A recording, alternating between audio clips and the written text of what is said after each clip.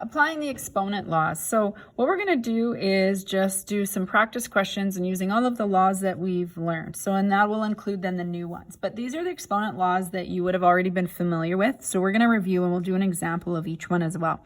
So the first one is called the product of powers. And again, we've used this one already quite a bit.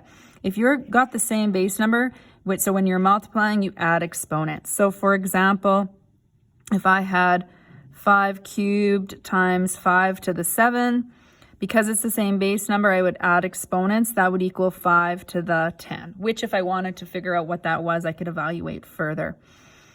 The next one, quotient of powers. If you're dividing, as long as this base number is the same, then you subtract exponents.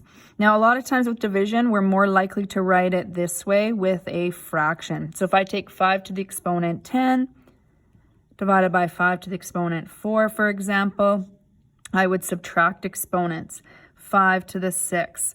Now, what I like to think about, and this is why I prefer writing my division this way, is the reason you're subtracting exponents is this exponent 10 means there's actually 10 fives in the top and 4 5s in the bottom. So you can cancel out 4 and be left with 6. So we'll do that a little bit more with variables. That seems to be a little bit more of a common strategy. Power of a power is the third one here. So if you've got an exponent to another exponent, you multiply.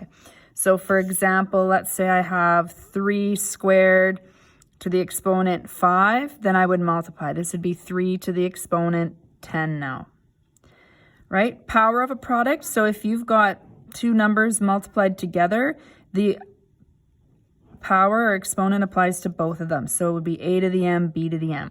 So for example, I'm going to actually use variables and numbers here. This is a common type of question. So let's say I have 3x cubed, okay, and let's square it. So then the squared applies to the 3 and the x cubed. So 3 squared is 9. X cubed square, remember it's this rule here. You multiply your exponent. So x to the 6.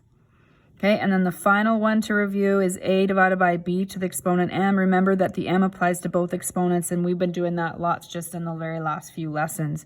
So this would mean a to the m, b to the m. So for example, let's say I had 2/5 squared. 2 squared would be 4. 5 squared would be 25.